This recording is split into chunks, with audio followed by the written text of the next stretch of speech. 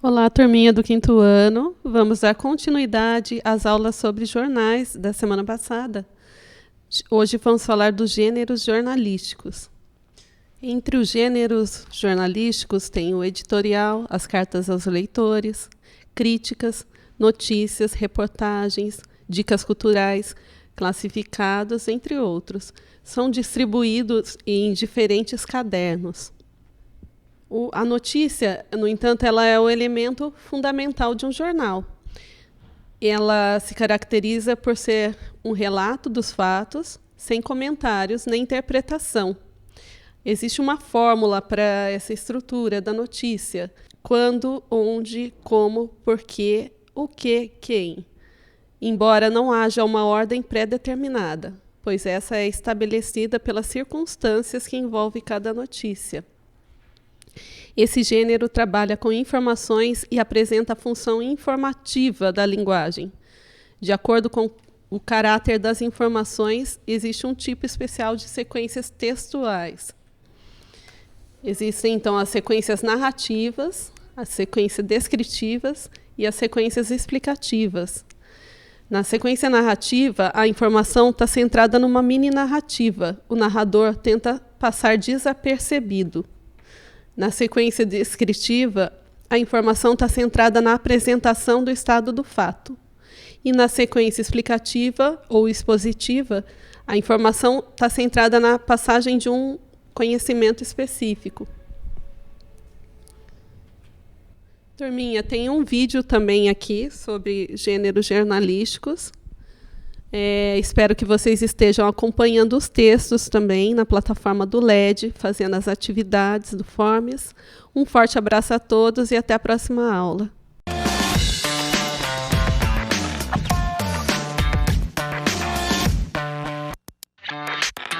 Como você já deve ter percebido, um jornal é repleto de textos completamente diferentes um do outro. Hoje a gente vai falar basicamente sobre os gêneros jornalísticos.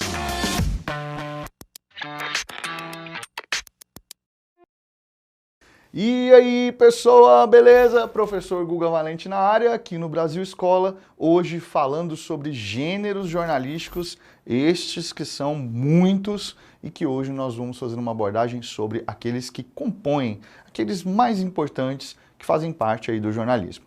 Bom, antes de começar a minha aula, deixa eu te convidar para se inscrever aqui no nosso canal, para dar aquela força pra gente. E se você gosta da aula, não esquece de dar aquele like também pra gente. Qualquer coisa, comenta aqui embaixo que eu respondo. Eventualmente eu estou sempre respondendo as perguntas das pessoas aí. Então não deixa de comentar também, caso você ache essa aula legal, beleza? Bom, vamos lá. Quando a gente fala de jornal, nós temos que pensar que não se trata apenas de um gênero, mas nós estamos falando de um veículo de informação que é composto por vários gêneros textuais. A qualquer gênero textual que compõe o jornal, a gente pode dar o nome de matéria. Então, uma matéria que eu vi no jornal, pode ser qualquer gênero. Então, matéria não é um nome de um gênero específico, mas daquilo que compõe um jornal, tá bom? Então, assim, se você leu, sei lá, qualquer texto, uma resenha que seja pequena, isso é matéria também, tá? Então, esses vários gêneros jornalísticos, né, têm como base um dos principais, que é a notícia, talvez porque a notícia seja a função de primazia do jornal, né? Desde o surgimento do jornal, o objetivo é esse, transmitir uma informação, tá? Então nós temos a notícia como sendo o gênero base. Porém, existem outros gêneros que estão aí junto com a notícia, compondo o jornal e que a gente vai comentar aqui com você. O segundo gênero mais importante do jornalismo, pelo menos a meu ver, é a reportagem. E a reportagem ela se caracteriza por um aprofundamento naquilo que foi dito na notícia.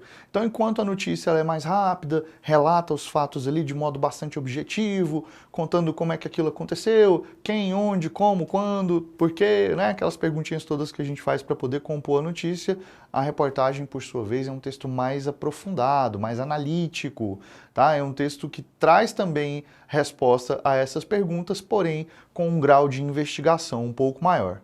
Um outro gênero que compõe o jornal e que é igualmente importante é o editorial.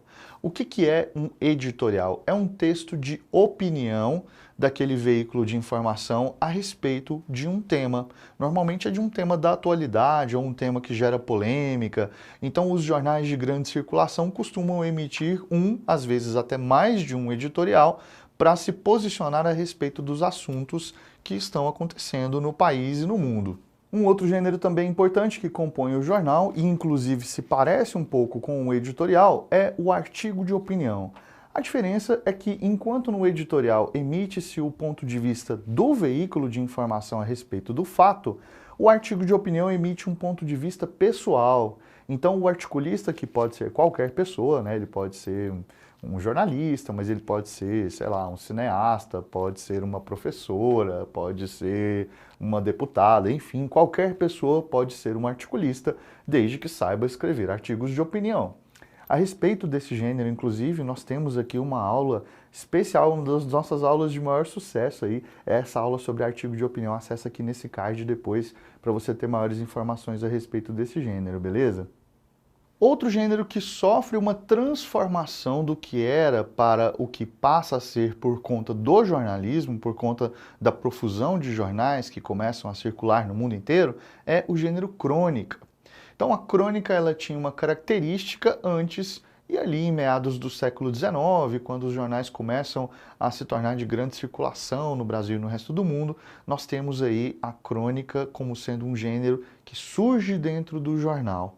Tá? Então ela não tem mais a ver com aquele texto de registro de grandes feitos históricos e tal, não. Passa a ser um texto de costumes, um texto que emite o ponto de vista do cronista, do escritor, sobre fatos aí do cotidiano. Talvez a palavra cotidiano seja a palavra central aí da crônica. Existem vários tipos de crônica e aqui no Brasil Escola nós já falamos de vários tipos de crônica. Você pode também acessar essas aulas aí para se informar sobre as características de cada um desses tipos. Mas pensando assim de modo bastante amplo, a gente pode colocar a crônica como sendo o texto sobre o cotidiano.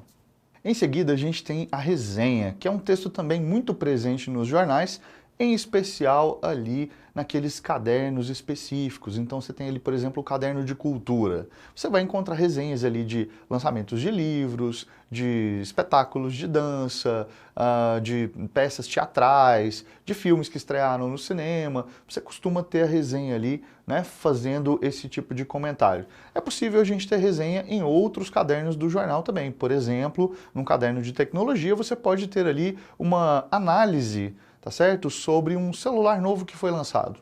Esse celular novo, chegou no mercado, fazendo sucesso e tal, então você pode ter ali uma resenha crítica na forma de uma análise, né, mais detalhada, falando também sobre como é esse celular, quais são as características dele e tudo mais. Então, gênero resenha serve para isso também. Nós não poderíamos deixar de fora a entrevista. Esse gênero super importante, né? Um gênero franco, um gênero que bate de frente ali com o interlocutor, é um gênero interessantíssimo porque foge ao esquema de todos os outros, já que trata-se de um cara a cara, em que há um entrevistador e um entrevistado.